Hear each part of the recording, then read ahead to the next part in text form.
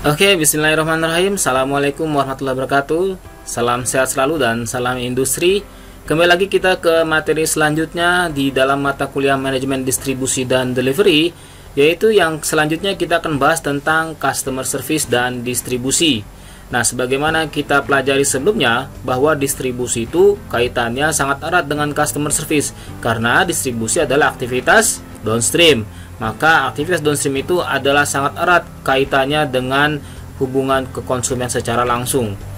Oke, sebelum saya mulai, silakan Anda mensubscribe dan like di materi ini.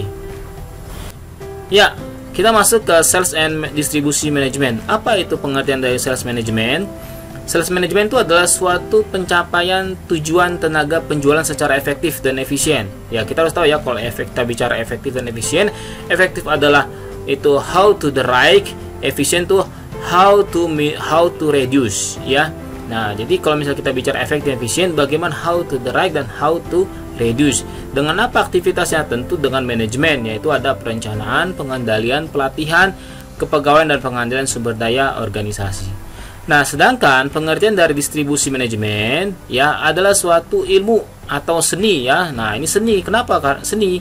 Karena ya terkadang kondisi yang berbeda, objek yang berbeda, ya treatmentnya juga berbeda. Nah, itu makanya kalau orang yang jago distribusi, dia tahu dalam kondisi apapun, ya.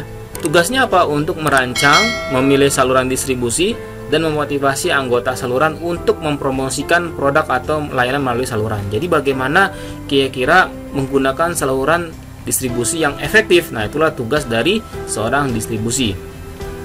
Nah, kedua hal tersebut ini tidak bisa berdiri sendiri. Kenapa? Distribusinya bagus, tapi penjualan tidak bagus. Ya, penjualannya bagus, tapi barangnya tidak ada di pasaran. Nah, ini tidak bisa berlaku di dalam ilmu industri, ya. Maka di sales management dan manajemen distribusi itu harus mempunyai saling dukungan antara satu dengan yang lainnya.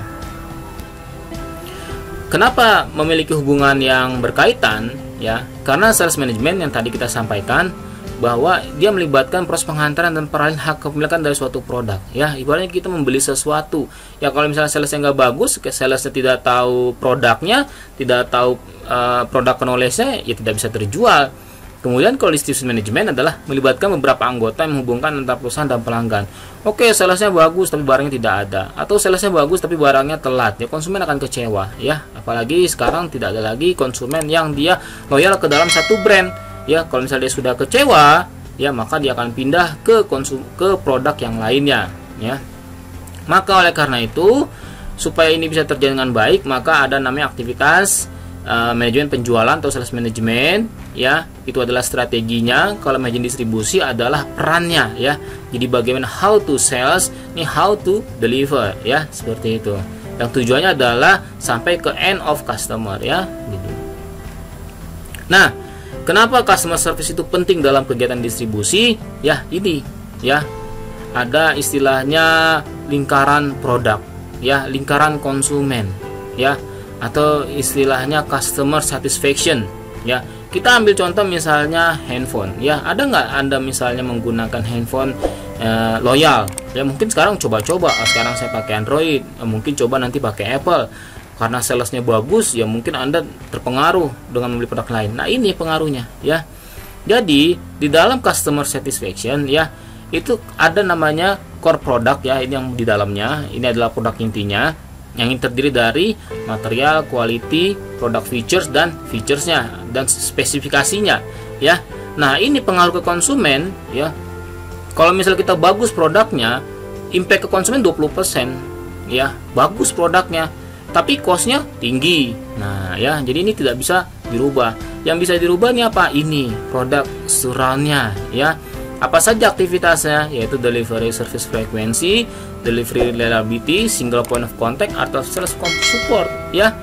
Ya, ibaratnya sekarang kalau misalnya customer service-nya bagus, maka impact-nya 80%, ya. Tapi lihat, cost-nya itu sangat sedikit, hanya 20%, ya. Jadi yang paling besar adalah produk surround-nya, ya. Produknya bagus, tapi kalau misalnya sales tidak bisa menjelaskan produknya, itu sama juga nothing tulus, ya, tidak ada penjualan seperti itu. Oke, nah Customer service ya itu adalah suatu proses untuk menyediakan manfaat nilai tambah ya. Jadi kalau customer service, pelayanan pelanggan itu adalah membuatkan nilai tambah apa yang diinginkan oleh konsumen. Terhadap apa? Terhadap suatu jaringan rantai pasok. Ya, ingat ya, tujuan dari rantai pasok adalah untuk menyampaikan barang sampai ke konsumen dari hulu sampai ke hilir. Maka customer service ini sangat penting untuk memberikan nilai tambah di dalam rantai pasok dengan cara biaya yang efektif ya, karena banyak tidak perlu misalnya biaya yang cukup besar, tapi kalau misalnya tetap dia keep in touch terhadap konsumennya, maka konsumen akan terjadi customer relationship ya, atau misalnya hubungan pelanggan yang baik terhadap si perusahaan. Nah, pelayanan pelanggan yang baik dan berkualitas akan memenuhi harapan pelanggan, 7R ya, yang kemarin di bagian pertama sudah dijelaskan, silahkan Anda baca lagi. Nah, kemudian untuk menungkapkan 5 kriteria penentu kualitas pelayanan itu ada 5 ya, untuk menentukan bahwa wah ini customer service yang bagus. Yang pertama ada reliability ya, reliability adalah benar-benar barang ada ya, real ya, ibaratnya bilang A barangnya A gitu ya, jangan misalnya bilang A barangnya B ya. Kemudian respon tanggapnya ya, assurance itu adalah jaminannya, empati terhadap perhatian terhadap konsumen, tangible ya, dapat dirasakan ya, konsumen merasakan, ada ibaratnya keep in touch ya, ada moment of truth-nya di konsumen tuh terhadap produk tersebut ya. Oke. Nah, kita bicara sekarang nilai dan kepuasan pelanggan ya. Nah, nilai itu apa? Nilai itu adalah selisih antara total customer value dengan total customer cost. Ya, ibaratnya total customer value yang diberikan oleh konsumen dengan total customer cost. Total customer value adalah suatu manfaat yang diharapkan atau yang diperoleh pelanggan dari produk tertentu. Sedangkan total customer cost adalah kumpulan pengorbanan yang diperkirakan pelanggan akan terjadi dalam kalkulasi menggunakan produk tersebut. Ibaratnya Anda pengen beli handphone, nah Anda lebih senang beli ke tokonya atau Anda secara online sekarang ya, atau misalnya Anda beli makanan ya, Anda lebih datang ke restorannya atau beli secara online. Nah, itu adalah customer cost-nya ya. Semakin besar customer value-nya, customer cost-nya kecil, maka nilainya itu atau kepuasan pelanggannya itu sangat besar ya. Nah, ini relation of logistik to marketingnya, di hubungan antara bagian logistik dan marketingnya. Jadi logistik ini tidak bisa berdiri sendiri tanpa ada kegiatan marketingnya. Kalau marketing itu selalu bicara produk, price, place, promotion ya, 4P ya. Nah, irisannya di dalam logistik itu adalah di customer service-nya ya. Logistik itu apa? Ada inventory, pemesanan, order processing, transportation cost, sama warehousing cost ya. Jadi beririsannya di sini, place dan di customer service level. Oke. Nah, faktor-faktor mempengaruhi distribusi service level ya ada banyak ya. Ini ada product availability, order processing time, back order, inventory, order accuracy ya, damage in transit, banyak aktivitas-aktivitasnya. Online status info, kalau misal terjadi delay ya, delivery time, compliance, jaminannya apa, defect free, returnnya kalau misalnya ada komplain bagaimana ya, seperti itu. Nah, komponen di customer service itu terhadap transaksi ada 3 ya. Jadi tahap-tahap atau komponen di customer service di dalam kegiatan penjualan ya itu ada 3 ya. Ada pertama pre-transaksi ya, yaitu adalah pelayan pelanggan yang sebelum terjadi transaksi berlangsung ya, ibaratnya visualnya, ibaratnya penglihatan konsumen, oh barangnya bagus nih. Kemudian transaksi ya, ini ada terjadi proses penjual dan beli ya, seperti itu. Yang kedua post transaksi ya, ibaratnya setelah barang itu digunakan atau diperoleh konsumen, apa yang harus kita lakukan supaya customer service kita berjalan dengan baik ya. Nah, ini aktivitasnya. Kalau pre-transaksi adalah kebijakan pelanggan, metode pesanan bagaimana ya, bagaimana ibaratnya kita bicara tentang how to sell ya, pre-transaction itu. Nah, transaksi ini adalah sudah terjadi buying ya, pembelian seperti itu ya, seperti pilihan delivery, keandalan delivery, order cycle time, order delivery, post transaction ya ini ya, spare part. Kalau di elektronik ya harus jelas ya, garansi, kebijakan pengendalian, klaim bagaimana, dan invoicing prosedurnya seperti apa. Oke, nah kalau kita bicara tentang service quality ya, kualitas pelayanan itu ada gapnya ya di sini. Nah, kita tahu ada 5 ya service quality. Ada expected service. Expected service adalah pelayanan yang diharapkan oleh konsumen ya, seperti perceived service, yaitu pelayanan yang dilakukan oleh si perusahaan, ya gitu. Kemudian service delivery, bagaimana si perusahaan itu memberikan atau mendeliver servisnya. Kemudian customer driven service design, ibaratnya adalah bagaimana konsumen itu merasakan, ya, ada keep in touch antara dengan perusahaan. Kemudian company perception of customer expectation, ini adalah ekspektasi atau harapan atau kira-kira keinginan konsumen itu perusahaan seperti apa. Nah, di sini ada gap-gapnya, ya, seperti itu. Nah, kalau misalnya di expected service dan company perception, itu gapnya adalah customer expectation, ya, seperti itu. Kemudian, nah ini ada gapnya juga, ya, ada gapnya, ya. Nah, dengan gap ini maka namanya gap, ya, harus diperbaiki, ya, jangan sampai gap ini terlalu besar, gap ini harus bisa dikecilkan. Maka kalau misalnya ini bagus, maka ini akan menjadi external communication to customer, ya. Kalau misalnya sudah bagus, pasti customer akan merekomendasikan, ya. Anda kalau misalnya jualan Anda bagus, ya, konsumen Anda puas, pasti konsumen itu tanpa disuruh dia akan merekomendasikan ke konsumen lainnya untuk membeli produk tersebut, ya. Nah, ini. Nah, bagaimana sekarang cara melakukan atau membangun strategi customer service, ya? Ada aktivitasnya, ada pre-survey, survey, gap analysis, implementation, dan measures, ya. Pre-survey adalah identifikasi elemen utama pelayanan dan identifikasi segmen pasar, ya. Lihat dulu pasarnya, ya. Misalnya handphone, lihat dulu pasar pembelinya siapa, ya. Misalnya lemari es, ya, lihat dulu pasarnya di Jakarta tuh misalnya, ya, apakah dia 2 pintu atau 1 pintu lemari saya, nah, harus dicek dulu, ya. Kemudian lakukan survei, ya, kenapa dia membeli produk kita atau kenapa dia tidak membeli produk kita, ya, itu adalah survei. Kemudian gap analisis, nah, apa yang terjadi, ya, kenapa tadi misalnya konsumen tidak membeli produk kita, tentu ada kelebihan yang ditawarkan oleh si kompetitor, ya.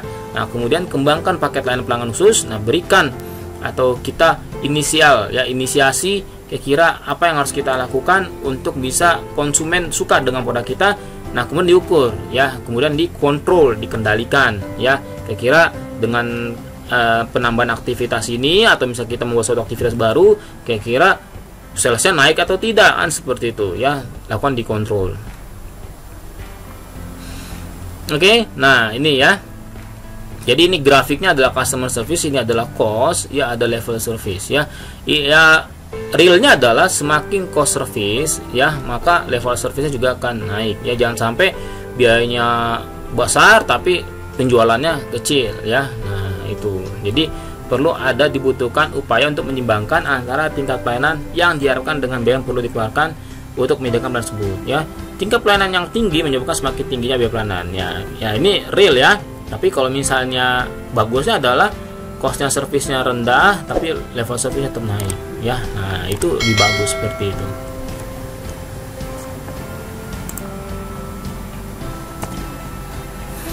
Ya, sekarang bagaimana kita untuk dapat menilai kinerja logistik atau KPI-nya, ya. Key Performance Index dalam logistik. Itu ada 4, ya. Pertama, kualitas, layanan, biaya, dan waktu. Sebagaimana kita ketahui bahwa logistik itu adalah suatu ilmu bagaimana penyampaian barang dari titik awal sampai titik akhir ke konsumen, ya. Maka ukurannya itu apa? Ya, ada kualitas, ya. Kualitas itu adalah sesuai dengan harapan pelanggan. Layanan, ya, servisnya, dukungannya, supporting activity-nya, kemudian biayanya, ya, kira-kira biayanya mahal atau tidak. Kemudian waktunya, waktu yang dibutuhkan dalam suatu produk sehingga diterima oleh konsumen, ya, bisa replenish time, pengisian kembali, atau business cycle time, waktu siklus bisnis, ya, seperti itu. Nah, kalau ini bagus, maka logistiknya pun juga akan bagus. Nah, ini di dalam grafik spider, ya, kita bisa lihat penilaian customer service dalam distribusi. Contohnya adalah gini, suatu organisasi memiliki target pelayanan nilai aktual sebagai berikut, ya. Tadi ini sesuai dengan KPI-nya, target 98, 95, 98, 99, ya. Nah, ini cara mengukurnya. Oh, ini lebih dari aktualnya, ya, lebih dari targetnya. Maka dihitung dalam spider grafik. Oh, diketahui bahwa dia paling besar adalah kekuatannya di complete dan di damage free, ya. Jadi dibuat seperti ini untuk menghitung KPI di logistik. Kemudian, nah, bagaimana untuk peran logistik dalam customer service, ya? Nah, pertama adalah semakin meningkat harapan pelanggan itu menjadi suatu strategi yang prioritas, ya. Jadi harapan pelanggan baik sama kita, harapan pelanggan tuh lebih pada kita, itu menjadi suatu strategi yang prioritas untuk kita kembangkan. Kemudian yang kedua, meningkatkan profesionalitas pembeli ya, untuk memberikan kesadaran pada pembeli ya. Pasar menjadi peka terhadap pelayanan produk yang ditawarkan tidak jauh berbeda, sehingga pelayanan tidak jadi faktor yang pembeda ya. Pasar menjadi peka, oh ternyata si produk A ini bagus, atau si PT A ini bagus, oh handphone merek ini bagus. Nah ya, kenapa? Karena customer service-nya bagus ya. Nah, penurunan loyalitas merek itu bisa terjadi dalam logistik ya, terutama misalnya produk FMCG ya, misalnya food manufacturing consumer goods, ini produk makanan ya, seperti itu. Jadi ya kita makan tidak loyal. Misalnya Anda sekarang makan di KFC, ya mungkin besok tidak mungkin di KFC, mungkin bisa di McD, bisa di brand lain kan, seperti itu. Ada nggak Anda hanya makan misalnya di fast food hanya dalam satu restoran gitu kan? Nah ya, sekarang sudah sulit seperti itu. Maka peran logistik dan customer service itu sangat penting untuk produk-produk tersebut. Oke, kemudian distribusi dalam pemasaran ya, merupakan bisa menjadi suatu masalah logistik ya. Jadi kalau kita bicara di awal, distribusi fisik itu adalah suatu arus fisik barang-barang ya, sedangkan manajemen itu adalah untuk mengelola ya, supaya barang tersebut terjadi efisien ya. Nah, oleh karena itu maka distribusi fisik dalam pemasaran itu harus menjadi saling bersama ya. Ruang lingkupnya adalah gerak barang hasil dari barang hasil tahap produksi sampai konsumen akhir, harus bahan baku dari sumber sampai pada awal tahap produksi ya. Kemudian distribusi fisik ini harus meliputi baik produsen maupun ke barangnya ya, gerak barang hasil dari akhir tahap sampai konsumen, kemudian harus bahan baku dari sumber penyediaan sampai pada tahap awal produksi ya. Ini adalah peran logistik dalam aktivitas pelayanan pelanggan. Nah, tugas distribusi fisik dalam customer service itu dibagi dalam 5 subsistem ya. Apa saja? Yang pertama, lokasi persediaan dalam pergudangan. Ini ibaratnya logistik dengan customer service, bahkan dengan tim marketing harus tahu lokasi barangnya di mana, gudangnya di mana, harus paham ya. Kemudian handling barangnya seperti apa ya, harus sama. Ibaratnya kita ngomong ke konsumen nanya ke bagian logistik, konsumen nanya ke bagian marketing, konsumen bagian nanya ke customer service, itu harus sama jawabannya. Kalau berbeda-beda ya berarti proses perusahaannya tidak baik ya. Kemudian inventory kontrolnya pakai apa ya, pemeriksaan pesanan bagaimana, dan bagaimana cara transportasinya, pengangkutannya ya, seperti itu. Oke, nah ini strategi tindak distribusi fisik ya, seperti itu. Semakin distribusi fisiknya makin baik, maka strategi logisnya pun juga akan bagus, seperti itu ya. Nah, fungsinya tadi ini kita sudah bicara bagaimana untuk meningkatkan pelayanan pelanggan ya. Kemudian merendahkan biaya produksi, efisien ya. Kalau kita bicara efisien, Anda harus bisa menurunkan biaya produksi ya, gitu, atau biaya transportasi ya, tapi jangan mengurangi kualitas barang ya, seperti itu. Nah, itulah tugas dari seorang logistik ya, bagaimana kita bisa meminimalkan cost ya, tanpa mengurangi kualitas atau menambahkan nilai value. Nah, ini ya, menjamin biaya yang terendah dalam manajemen loyalitas ya. Jadi nanti kalau di logis itu ya bicara tentang scheduling ya, kita akan bicara bagaimana manajemen transportasi ya. Nah, itu harus kita pelajarin ya. Nah, ini yang tadi lokasi persediaan ya, gudang barangnya di mana, lokasinya di mana ya. Kalau misalnya produknya banyak, nah itu harus terkomunikasi ke semua aktivitas. Kemudian handling barangnya ya harus jelas ya, jangan sampai barangnya itu rusak pada saat di handling ya, seperti itu. Yang tiga, bagaimana pengendalian persediaannya, inventory control. Kemudian, nah ini ada biaya-biayanya ya. Ya, seperti Anda sudah pelajari, biaya-biaya yang terjadi dalam logistik atau dalam persediaan ini sama ya, seperti itu. Kemudian bagaimana cara pemrosesan pesanan ya, bagaimana cara mendeliver ordernya ya, bagaimana cara membuat invoice-nya, tagihannya ya, gitu. Jangan sampai terjadi miskomunikasi antara konsumen maupun dari bagian finance ya, seperti itu, harus sama. Dan juga tadi transportasinya. Nah ya, jadi bagaimana perusahaan melakukan proses pengangkutan produk kepada pelanggan ya. Nah, ini kan cost ya, maka harus dilakukan secara efisien.